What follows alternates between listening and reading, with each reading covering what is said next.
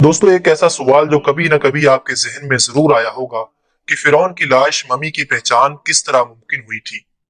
1891 ईस्वी से पहले इस दुनिया का कोई इंसान नहीं जानता था कि खुदाई का दावा करने वाले फिरौनों की लाशों का क्या हुआ था, या उनके वाकयात कहाँ हैं, या कहीं है भी या नहीं।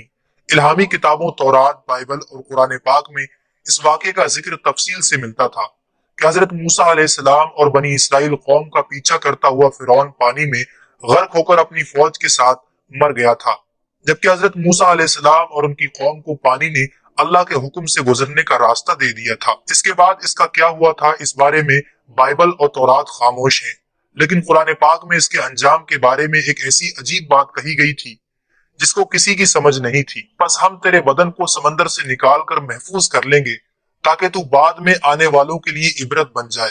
सूरह यूनुस आयत नंबर 92। ये वाकया दोस्तों आज से 3500 साल कब्ल पेश आया था। फिरौन के डूब के मरने के बाद समंदर ने उसकी लाश को अल्लाह के हुक्म से बाहर फेंक दिया, जबकि बाकी लश्कर का कोई नामो निशान ना मिला। मिस्रियों में से किसी एक शख्स ने साहिल पर पड़ी उसकी लाश को पहचान कर अहले दरबार को बताया। फिरौन की लाश को महल पहुंचा दिया गया। दरबारियों ने मसाला लगाकर उसे पूरी शान और एहतराम से ताबूत में रख कर महफूज कर दिया। हनूत करने के अमल के दौरान उनसे एक गलती हो गई थी कि फिरौन क्योंकि समंदर में डूब कर मरा था और मरने के बाद कुछ अरसा तक पानी में रहने की वजह से उसके जिस्म पर समंदरी नमकियात की एक तह जमी रह गई थी। मिस्रियों ने उसकी लाश पर नमकियात की वो तह उसी तरह रहने दी और उसे उसी तरह हनूत करके महफूज कर दिया। वक्त गुजरता रहा, जमीन व आसमान ने बहुत से इनकलाब देखे जिनकी गर्द के नीचे सब कुछ छिप गया, हत्ता के फिरौनियों की हनूत शुदा लाशें भी जमीन की तह में छिप गई थी। इनके नाम सिर्फ किताबों और उनकी तामीरात और लोगों के जहनों में रह गए थे। इस वाक़े के 2000 साल बाद इस दुनिया में अल्लाह के आखिरी पैगंबर हजरत मोहम्मद सल्लल्लाहु अलैहि वसल्लम तशरीफ लाए। उन पर नाजिल होने वाली आखिरी किताब में फिरौनियों के किस्से बड़ी तफसील के साथ बयान किए गए थे, और इसी सिलसिले में इसी फिरौन का जिस्म महफूज करने की बात भी एक आयत में नाजिल हुई थी, जिसकी सच्चाई पर सब अहले ईमान का पुख्ता यकीन तो था, लेकिन वो समझने से कासिर थे कि इस खुदाई का दावा करने वाले की लाश कहाँ महफूज की गई और कैसे इसे इबरत का निशान बनाया जाएगा। 1871 ईस्वी में मिस्र के एक शहर अल-गुर्निया से ताल्लुक रखने वाले एक गरीब और मामूली चोर अहमद अब्दुल रसूल को फिरौनियों की हनूत शुदा लाशों की तरफ जाने वाले खुफिया रास्ते की रसाई मिल गई। अहमद अब्दुल रसूल, जो कि पुरानी चीजों को चुरा कर बेचा करता था, एक दिन वो दरियाई नील के किनारे से तस्बिया के मकाम पर उसी सिलसिले में फिर रहा था। जब उसे एक खुफिया रास्ते का पता चला, वहाँ पर वो पुरानी चीजों के लिए जगह खोद रहा था। उसी दौरान उसे कुछ लोगों ने पकड़ लिया और पुलिस के हवाले कर दिया। वो जिस जगह को खोद रहा था वहां से मिलने वाले रास्ते की जब मुसलसल खुदाई की गई, 1891 ईस्वी को दूसरी मम्मी के साथ उसी गर्क होने वाले फिरौन की लाश भी वहीं मिली। इसके ताबूत और सीने के मकाम पर इसका नाम लिखा हुआ था। इन मम्मियों को माहिर काहिरा ले गए। जब इन मम्मियों का तफसील से जायजा लिया गया तो फिरौन वाली मम्मी पर जमी हुई नमकियात की तह से तस्दीक हो गई कि ये वही फिरौन है जिसे अल्लाह ने पानी में गर्क करके बदतरीन अजाब से दो चार किया था। ये बहुत बड़ा वाकया था। इसकी तस्दीक के लिए दुनिया भर से माहिरीन आसार कदीमा और साइंसदान मिस्र की तरफ चल पड़े। मुख्तलिफ साइंसी टेस्ट करने के बाद दुनिया भर के साइंसदानों ने तस्दीक कर दी कि दूसरी लाशों की निस्बत सिर्फ फिरौन की लाश पर ही समंदरी नमकियात की तह जमी हुई थी। इस तस्दीक के बाद उसे फिरौन की लाश करार देकर अजायब घर में महफूज कर दिया गया।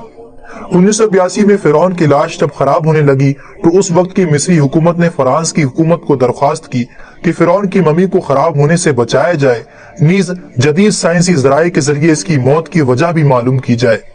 चुनांचे मिस्री और फ्रांसीसी हुकूमत ने मिलकर मम्मी को फ्रांस ले जाने का इंतजाम किया। जब फिरौन की लाश को फ्रांस पहुंचाया गया तो एयरपोर्ट पर उस दौर के फ्रांसीसी सदर बजाते खुद हुकूमत के आला औदारों, तमाम बुजरा और फौज के अफसरान के साथ इस्तकबाल करने के लिए वहां मौजूद थे। फिरौन की लाश का इस्तकबाल किसी अजीम जिंदा बादशाह की तरह किया गया। फौजी दस्तों ने सलामी दी। फिरौन की मम्मी को माहिर डॉक्टरों की टीम के हवाले किया गया। इस टीम की सरबराही डॉक्टर मोरिस बुकाई ने की थी। माइक्रोस्कोप टेस्टों के जरिए मम्मी के तमाम अज्जा का बारीकी से जायजा लिया गया तो मालूम हुआ कि इसकी लाश और जिस्म में समंदरी जर्रात अभी तक मौजूद हैं और मौत की वजह भी पानी में डूबने की वजह से हुई थी। एक बादशाह की मौत पानी में डूबने की वजह से हो, ये डॉक्टर मोरिस के लिए हैरत की बात थी। उसने इस मम्मी के बारे में मजीद जानने की कोशिश की तो उसे मालूम हुआ کہ اس بادشاہ کی موت کے حالات مسلمانوں کے نبی حضرت محمد صلی اللہ علیہ وسلم پر اتری کتاب قرآن پاک میں تفصیل سے درج ہیں۔ اسے علم تھا کہ جہاں یہ لاش ملی ہے وہ ایک اسلامی ملک ہے، چنانچہ وہ تجسس کے ہاتھوں مجبور ہو کر وہ مصر پہنچا۔ وہ ایک سائنسدان تھا، اس نے اس معاملے میں مصر کے ہی ایک سائنسدان سے ملاقات کی۔ اس سائنسدان نے قرآن پاک کھول کر اسے سورہ یونس کی آیت نمبر 90 اور 92 کا ترجمہ لفظ با لفظ سنا دیا۔ فرعون کا خدائی کا دعویٰ، اس کا پانی میں ڈوب کر مرنا اور پھر پانی سے نکال کر اس کی لاش کا حنوط ہو جانا اور پھر دوبارہ لاش کا ملنا اور پھر اس کی لاش کو جدید سائنسی دور میں دوبارہ محفوظ کیا جانا، سب کا اشارہ ایک ہی جانب تھا اور وہ بہت واضح تھا۔ تجھے بعد میں آنے والوں کے لیے عبرت کا نشان بنا دوں گا۔ فرعون کی لاش ایسے محفوظ کر کے دنیا کے سامنے لا رکھ دی گئی ہے کہ انٹرنیٹ کی ایک کلک پر رسائل و جرائد، ٹی وی چینلز اور عجائب گھر میں اربوں انسانوں کی آنکھوں کے سامنے ترس حالت میں موجود ہے، عبرت کے لیے، سوچنے کے لیے کہ عبادت کے لائق اور ہمیشہ رہنے والا وہی ہے جو سب کا خالق اور رازق ہے۔ ڈاکٹر مورس نے جب آیت کا ترجمہ سنا تو اسی وقت پکار اٹھا، اللہ سچا ہے، اس کا قرآن سچا ہے اور اس کا نبی حضرت محمد صلی اللہ علیہ وسلم سچے ہیں۔ کلمہ پڑھا اور اسلام میں داخل ہو گیا۔